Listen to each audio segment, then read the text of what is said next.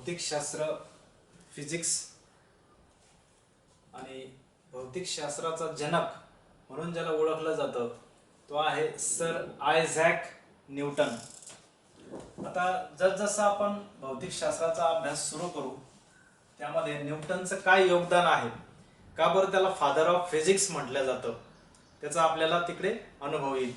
याचा कालावधी बघा 1643 ते 1727. आता फिजिक्स मध्ये किंवा भौतिकशास्त्रामध्ये द्रव्य किंवा ज्याला आपण म्हणतो मॅटर, व्हॉट इज मॅटर, द्रव्य हे नेमकं काय आहे त्याची व्याख्या जर आपण बघितली, बघा द्रव्य म्हणजे असे सर्व काही आहे जे जागा व्यापते, ज्याला स्पेस लागते, जागा व्यापते आणि शिवाय त्याला काय असतं, वस्तुमान सुद्धा आहे, म्हणजे जागा देखील व्यापतं. Matter means anything which has mass and can occupy space. त्याला मास सुद्धा आहे आणि त्याला स्पेस म्हणजे जागा सुद्धा लागते, त्याला काय म्हणायचं, मॅटर. आता हा द्रव्य जो आहे मग हा आपण डोळ्याने पाहू शकतो, याचे आपण चव देखील घेऊ शकतो, याला स्पर्श याचा अनुभव घेऊ शकतो, वेगवेगळ्या ज्ञानेंद्रियाने आपल्याला या द्रव्याचं आकलन सुद्धा करता येतं. आता हा जो फिजिक्स आहे किंवा हे जे भौतिक शास्त्र आहे एक प्रकारे याला अजैविक शास्त्र देखील म्हटलं जातं.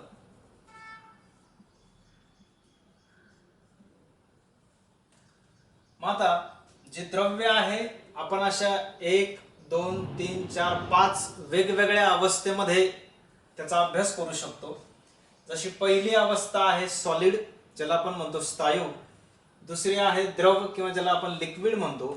तिसरी अवस्था आहे वायू किंवा ज्याला आपण गॅस म्हणतो. चौथी आहे प्लाझ्मा अवस्था, प्लाझ्मा स्टेट म्हटलं जातं. आणि पाचवी जी अवस्था आहे ती अंडर रिसर्च आहे किंवा ज्या चौथ्या आणि पाचव्या क्रमांकाच्या ज्या अवस्था आहे आजही या अवस्थेवर काय आहे, संशोधन चालू आहे, रिसर्च चालू आहे. त्याला आपण म्हणतो बोस आइन्स्टाईन कंडेन्सेट. आता त्यातली आपण पहिली अवस्था बघूया, स्थायू अवस्था. आता स्थायू अवस्था ज्यावेळेस आपण बघतोय तर या पदार्थामध्ये समजा आता हा लोखंडाचा ठोकळा असेल किंवा लाकडाचा असेल किंवा दगड असेल, त्यामध्ये असणाऱ्या कण हे इथे आपल्याला त्याचे ॲटम्स अणु दिसत आहे, अगदी असे घट्ट एकमेकाला लागून यामध्ये आपण हे कण इथे बघू शकतो. आता अगदी जवळ आहे, एकमेकाला घट्ट लागून आहे, किंवा हे जे सॉलिड आहे मग सॉलिड मध्ये जसं एखादं मेटल असेल, लाकूड असेल, दगड असेल, एखादा खिळा असेल तर याला एक प्रकारे निश्चित असा आकार असतो. त्याचप्रमाणे मग आता याला निश्चित आकार आहे, solid has a definite shape. Definite shape आहे, निश्चित आकार आहे आणि शिवाय याला निश्चित आकारमान देखील असतं. म्हणजे याला याचं स्वतःचं आकारमान एक फिक्स आहे. समजा एखादा लाकडाचा ठोकळा आहे, त्याला शेप आहे, आकार आहे आणि त्या हवेमध्ये ज्या ठेवल्यानंतर त्याने काय केलं, एक तेवढ्या प्रमाणामध्ये जागा व्यापलेली आहे, म्हणून त्याला आपण म्हणूया त्याला एक प्रकारे व्हॉल्यूम सुद्धा आहे, शेप आहे आणि आकारमान सुद्धा आहे. मग आता त्यासोबतच या कणांमधील अंतर अतिशय कमी असल्या कारणाने यांच्यामध्ये जी आकर्षण शक्ती आहे, जो त्याला आपण इंट्रा मॉलिक्युलर फोर्स म्हणूया, दोन कणांमधील जे काही ग्रॅव्हिटेशनल फोर्स आहे, कणांना एकमेकाकडे खेचून धरण्याची जी काही क्षमता आहे. बघा एमपीएससी ने हा सुद्धा एकदा प्रश्न विचारलेला आहे की दोन कणांमध्ये कोणत्या प्रकारचं बल कार्यरत असतं, तर हे बल आहे ज्याला आपण म्हणूया इंट्रा मॉलिक्युलर फोर्स, त्याला आपण आंतररेणवीय बल असं देखील म्हणतो. मग आता जितकं अंतर कमी, डिस्टन्स कमी असेल म्हणजेच काय झालं, आकर्षण शक्ती त्यांची अट्रॅक्शन पॉवर काय असायला पाहिजे, ही जास्त असायला पाहिजे. मग आता यामध्ये उदाहरण आहे लोखंड आहे, दगड आहे किंवा पेन आहे. आता जी दुसरी अवस्था आहे त्यामध्ये आपण बघूया लिक्विड स्टेट आहे. यामध्ये आपण बघतो आहोत इथे या दोन कणांमध्ये जे काही आहे, आता इथे स्थायूपेक्षा थोडंसं अंतर वाढलं आहे.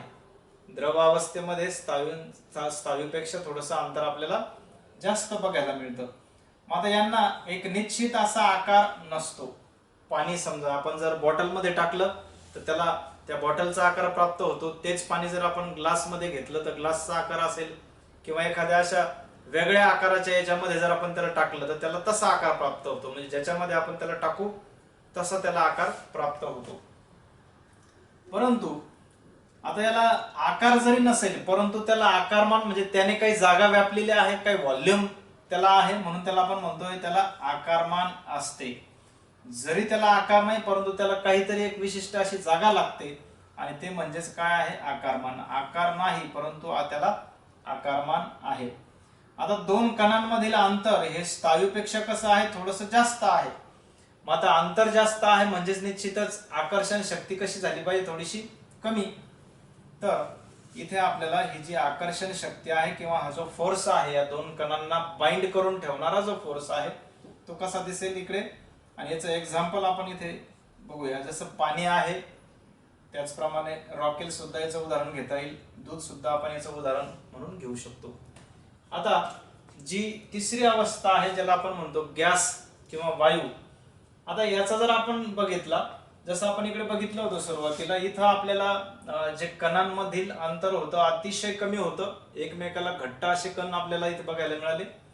जसं आपण द्रवामध्ये आलो अगदी हे लांब लांब गेले, परंतु वायूमध्ये तर मात्र आपल्याला हे कण आहे एकमेकापासून बऱ्याच अंतरावर आपल्याला बघायला मिळत आहे. मग आपण या वायूला असं म्हणू शकतो की वायूला निश्चित असा आकार नसतो आणि आकारमानही नसते.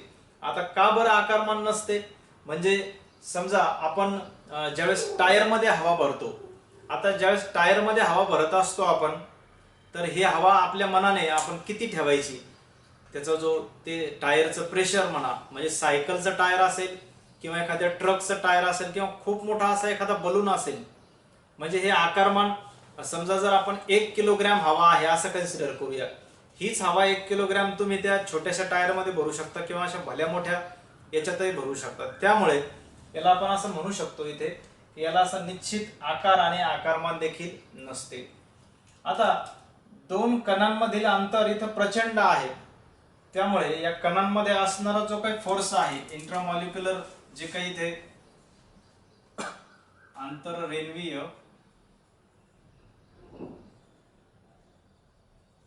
बल जे काही आहे आपल्याला इथे मात्र कमी होताना दिसेल. म्हणजे थोडक्यात दोन कणांमधील अंतर खूप जास्त असल्या कारणाने हे आकर्षण शक्ती काय झाली, अत्यंत क्षीण बल आहे, वीक फोर्स आहे. मग याचं उदाहरण आपण घेऊ शकतो, ऑक्सिजन आहे, नायट्रोजन आहे, हायड्रोजन आहे, एटसेट्रा, वेगवेगळ्या प्रकारचे हे वायू. आता जी चौथी अवस्था आहे ही अति उच्च तापमानाला आढळते आपल्याला, त्याला आपण म्हणतो प्लाझ्मा. अति उच्च तापमान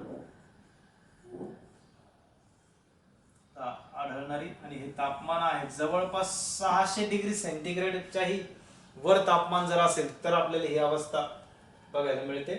आता यामध्ये नॅशनल प्लाझ्मा रिसर्च सेंटर आहे अहमदाबाद मध्ये, इथे आजही या अवस्थेवर संशोधन चालू आहे की ही अवस्था आपल्याला कुठे कुठे बघायला मिळेल किंवा ही अवस्था आपण कशा प्रकारे उपयोगात आणू शकतो. आता या अवस्थेमध्ये जो पदार्थ आहे हा पूर्णपणे असा स्थायू पण नसतो किंवा हा द्रव पण नसतो. आता अशा अति उच्च तापमानावर अणूंपासून काय होतात, इलेक्ट्रॉन हे मुक्त होतात. अति उच्च तापमानामुळे तो जो काही ऍटम आहे त्या ऍटम मधून इलेक्ट्रॉन काय झाले, मुक्त झाले. मग आता इलेक्ट्रॉन मुक्त झाले म्हणजेच काय झालं, फ्री रॅडिकल्स, ज्याला आपण म्हणतो मुक्त आयन. मग आता हे आयन जे आहे काही धनप्रभारित असतात, काही पॉझिटिव्हली चार्ज पार्टिकल असतील, काही निगेटिव्हली चार्ज असतील. मग अशा पद्धतीने इकडे ही जी अवस्था आहे अति उच्च तापमानाला आपल्याला बघायला मिळते. आता जी पाचवी अवस्था आहे, आता बऱ्याच लोकांचं म्हणणं आहे की 4च अवस्था आहे किंवा 3च अवस्था आहे. आता अंडर रिसर्च आहे आणि यामध्ये 2 व्यक्तीचं योगदान आहे. एक आहे जो बोस, सत्येंद्रनाथ बोस, सत्येंद्रनाथ बोस आणि आइन्स्टाईन, या दोघांच्या संयुक्त अशा रिसर्च मधून, संशोधनातून ही अवस्था आपल्याला इकडे बघायला मिळाली. मग आता -270 15 डिग्री सेंटीग्रेड किंवा 0 केल्विन अतिशय थंड तापमानाला ही अवस्था आपल्याला त्या पदार्थाची बघायला मिळू शकते. मग आता यामध्ये संशोधन आहे चालू, रिसर्च चालू आहे, त्यामुळे थोडीशी माहिती जी आहे आपल्याला प्रमाणात इथे त्या अवस्थेविषयीची उपलब्ध आहे. रुबिडियम जो काही वायू आहे त्या वायूला जर 170 नॅनो केल्विनला थंड केलं, रुबिडियम वायूला 170 नॅनो केल्विन वर म्हणजेच 1.7 × 10⁷ केल्विनला जर थंड केलं तर त्या पदार्थामध्ये आपल्याला ही बोस-आइन्स्टाईन अशा रूपामध्ये तो वायू आपल्याला फ्रीज होऊन अशा पद्धतीने त्याचं स्ट्रक्चर आपण बघू शकतो. तर फिजिक्स मध्ये या होत्या पदार्थाच्या 5 अवस्था. फिजिकल क्वांटिटीज किंवा ज्याला आपण भौतिक राशी म्हणूया. आता भौतिक राशी म्हणजे काय त्याची व्याख्या आधी समजून घेऊ. की भौतिक राशी म्हणजे असा एखादा पदार्थ असू शकतो किंवा एखादी वस्तू असू शकते आणि त्याचे जे काही गुणधर्म आहेत ते गुणधर्म आपल्याला अंकामध्ये त्यांचं मोजमाप करता येतं. म्हणजे मेजरेबल क्वांटिटीज आपण त्याचं मेजरमेंट करू शकतो. असे जे काही पदार्थ आहे किंवा अशा ज्या काही राशी आहेत त्याला काय म्हणायचं, फिजिकल क्वांटिटीज, भौतिक राशी. आता या पद्धतीचे 3 प्रकार आपण इथे बघतो आहोत. त्यातला पहिला प्रकार आहे फेमस प्रकार किंवा आपल्याला बऱ्यापैकी परिचयाचा आहे, MKS मेथड.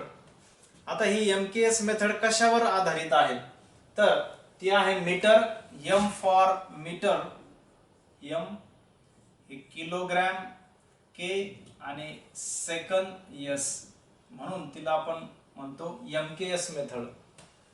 आता इसवी सन 1901 मध्ये जिऑर्गी नावाचा शास्त्रज्ञ होता, सर्वप्रथम याने ही संकल्पना मांडली MKS मेथड.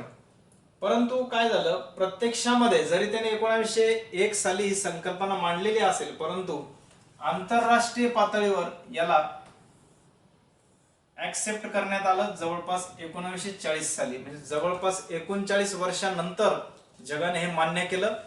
त्याचं जे संशोधन होतं की मीटर, किलोग्रॅम आणि सेकंद किंवा MKS मेथड. आता भारताचा जर विचार केला बघा, 1940 साली जगाने सुरू केली. आपल्याकडे भारतामध्ये ही पद्धत नेमकी कधी आली, मापन अधिनियम कायदा भारतामध्ये हा 1956 चा आहे. 1956 चा हा मापन अधिनियम कायदा आहे आणि या कायद्यानुसार या पद्धतीला हा कायदा लागू झाला 1956 ला. आणि या 1960 ला भारताने काय केलं, या पद्धतीला SI पद्धतीला, सिस्टीम ऑफ इंटरनॅशनल देखील म्हटलं जातं, हिला मान्यता दिली.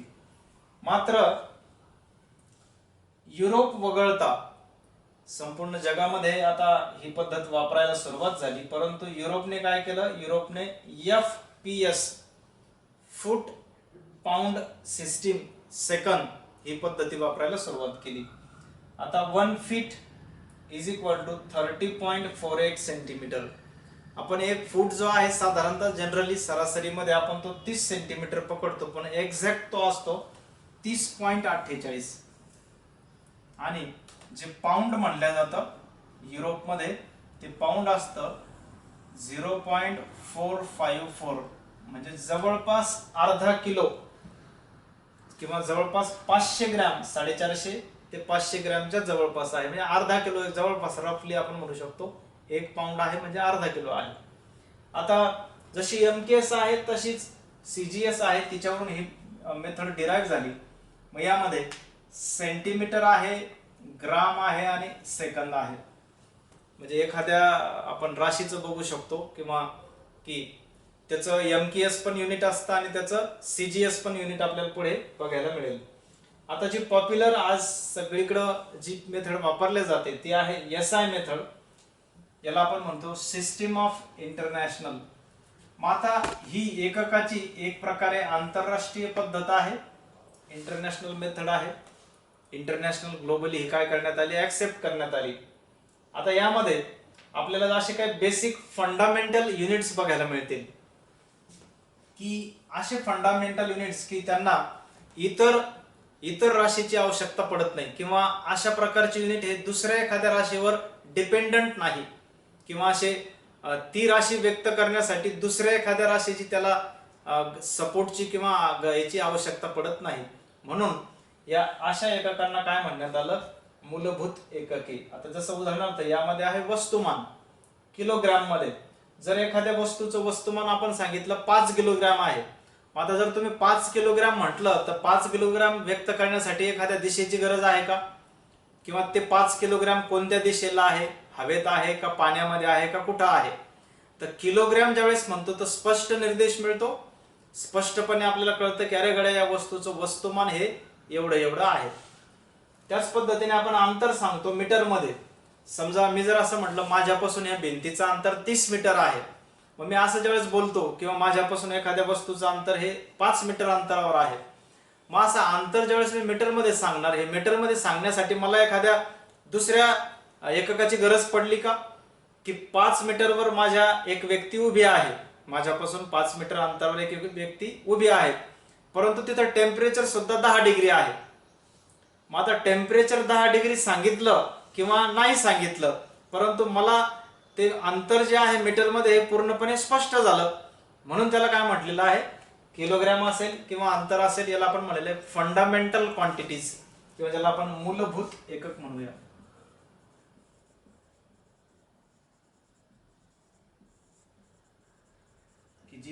जी राशी व्यक्त करण्यासाठी आपल्याला इतर राशींची आवश्यकता पडत नाही. आता त्याच पद्धतीने स्पीड ऑफ लाईट, प्रकाशाचा वेग जो आहे इथे मोजला जाईल कॅन्डेला या फंडामेंटल एककामध्ये, आणि जी वेळ आहे त्याचं मूलभूत असं एकक आहे, बेसिक युनिट ज्याला आपण म्हणूया, ते असणार आहे सेकंद. 1 सेकंद, 2 सेकंद, 3 सेकंद, सेकंदापासूनच ही वेळ सुरू होते, मग मिनिटामध्ये असेल, मग पुढे तास असेल, मग दिवस असेल किंवा वर्ष, जे काय आहे, पण त्याचं जे बेसिक युनिट आहे ते आपण इथे विचारात घेऊया, ते आहे सेकंद. त्याचप्रमाणे विद्युत धारा जी आहे, इलेक्ट्रिसिटी जी आहे ती आपल्याला मोजायची असेल, त्याचं जे युनिट आहे बेसिक ते आहे एम्पियर. आणि त्यानंतर टेम्परेचर असेल, टेम्परेचर हे युनिव्हर्सली त्याचं जे बेसिक युनिट आहे ते आहे केल्विन.